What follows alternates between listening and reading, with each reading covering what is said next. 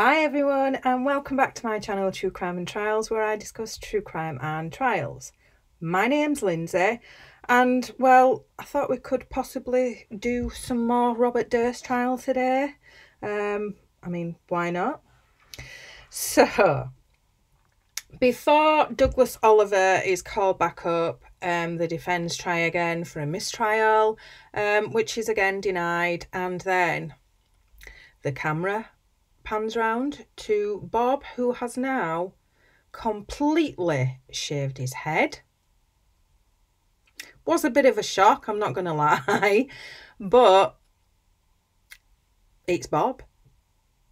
Is he trying to play on the jury's emotions by showing the shunt scar on his head to make himself look more ill than he already does? I don't know, but the more I look at it, the more it looks like a shaved testicle. It's just bizarre.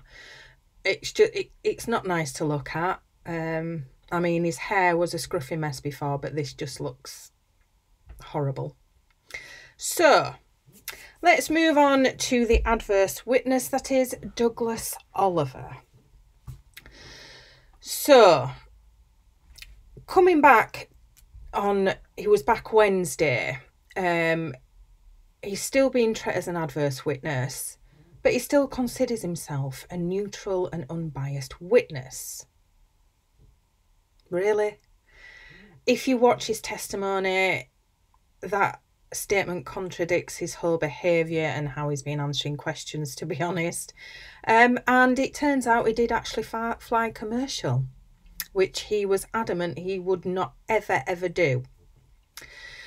So he's still adamant that saying Kathy was sold into white slavery is something he did not say, even though it's recorded in a report. As we saw in his previous testimony, he did say it, but he's still saying he didn't. He says that he was probably trying to be funny, even though he doesn't think there's anything funny about it. He says it was the officer he was speaking to at the time that offered up many possibilities, and that was one of them. And, you know, he's had a chance to think about it, obviously, and he's now saying that the report has many discrepancies and inconsistencies. The officer wrote it down incorrectly, apparently. So Douglas has reviewed transcripts from prior interviews since his first testimony last week. He's discussed them with his attorney. It's not changed his attitude at all. Douglas had contact with Susan after Kathy's disappearance. She called him. Apparently she told him that Bob was very upset and he would call him when he calmed down, because you remember in his last testimony that he tried to get a hold of Bob. He wasn't calling him back, so Susan had called him and said that Bob would call him when he calmed down. Susan also told him that she would be dealing with the media on Bob's behalf, and that if anyone wanted to contact Bob, including friends, they had to go through her. Douglas doesn't find that strange at all. It is strange, but again, nothing sounds strange where Bob Durst is concerned. It just doesn't. And even a week later, Douglas just cannot handle long questions. They have to be broken down into small little chunks just to get a half decent answer out of him. And the judge actually asked Mr. Lewin to break down the questions into 4 words, no more than 4 words. And this is just getting less and less entertaining. It's tedious from both the witness and the attorneys, because as much as, you know, Mr. Lewin has every right to keep pushing this witness, he's pushing back, and it's frustrating. You just don't seem to be getting anywhere. So then Douglas doesn't believe Bob would have killed Kathy. Of course he wouldn't.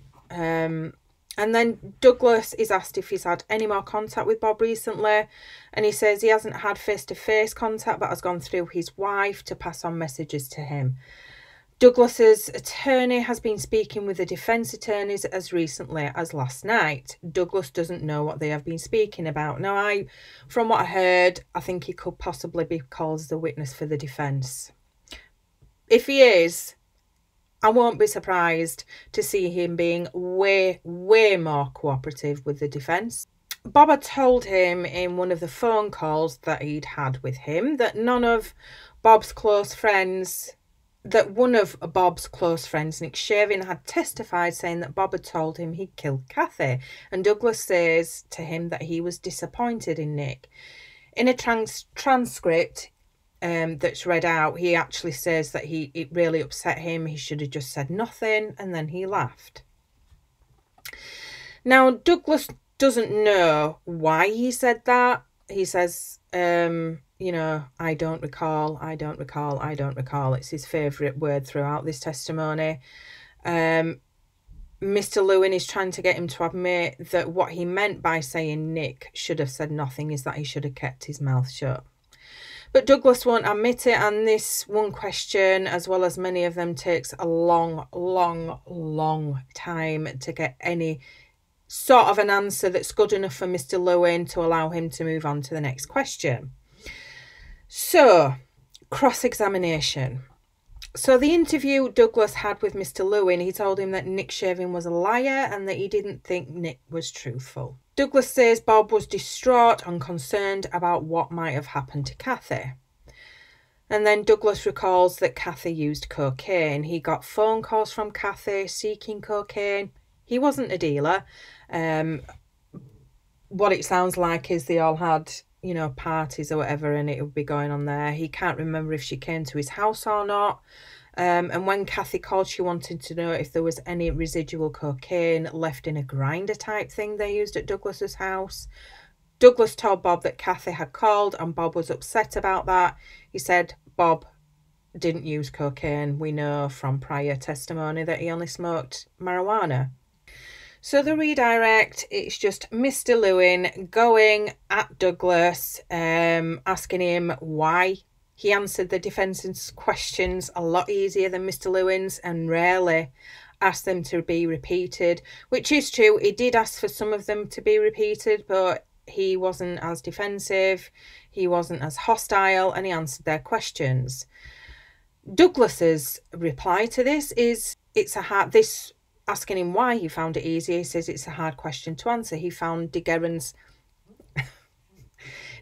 pitch easier to hear and the questions were simpler. Douglas also remembered a lot more with De Guerin. Oh, God. I mean, this little bit that I've just told you here must have gone on for about 10 minutes. You know, Lewin will not stop until he gets some sort of answer he can take away with, that he feels satisfied with.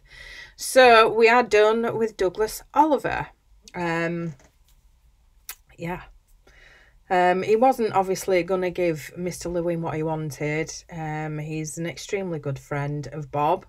So he wasn't, you know, he's going to try his damnedest not to go against him. So there we go. I'll be back with more in the next video. So until then, bye for now.